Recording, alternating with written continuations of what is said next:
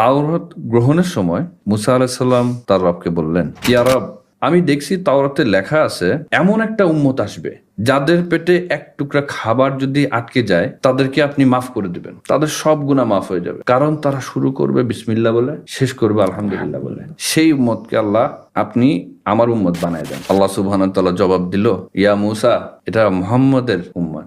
মুসা আলাইহিস সালাম আবার আল্লাহকে জিজ্ঞেস করলেন, ইয়া রব, তাওরাত গ্রহণের সময় আমি দেখলাম যে তাওরাতে লেখা আছে এমন একটা উম্মত আসবে যারা কোনো একটা গুনার কথা চিন্তা করবে, ইচ্ছা পোষণ করবে, কিন্তু আল্লাহ আপনার ভয়ে সেটা করবে না, এবং এই কারণে আপনি তাকে একটা নেকি করে দিবেন। ইয়া রব, সেই উম্মতটা আমার উম্মত বানায়। আল্লাহ সুবহানাহু ওয়া তাআলা জবাব দিল, ইয়া মুসা, এটা মুহাম্মাদের উম্মত। মুসা আলাইহিস সালাম আবার জিজ্ঞেস করলেন, ইয়া রব, তাওরাতে লেখা আছে একটা উম্মত আসবে, সে যদি কোনো ভালো কাজের ইচ্ছা করে, নিয়ত করে, কিন্তু সেটা করতেও না পারে, তার জন্য আপনি তাকে একটা নেকি দিবেন, এবং সে যদি তা করে তাহলে আপনি তাকে 10টা নেকি দিবেন 700 গুণ পর্যন্ত। ইয়া রব, এই উম্মতটাকে আমার উম্মত বানায় দেন। আল্লাহ সুবহানাহু ওয়া তাআলা জবাব দিল, ইয়া মুসা, এটা মুহাম্মাদের উম্মত। মুসা আলাইহিস সালাম বললেন, ইয়া রব, আমাকে মুহাম্মদ সাল্লাল্লাহু আলাইহি ওয়াসাল্লামের উম্মত বানায় দেন।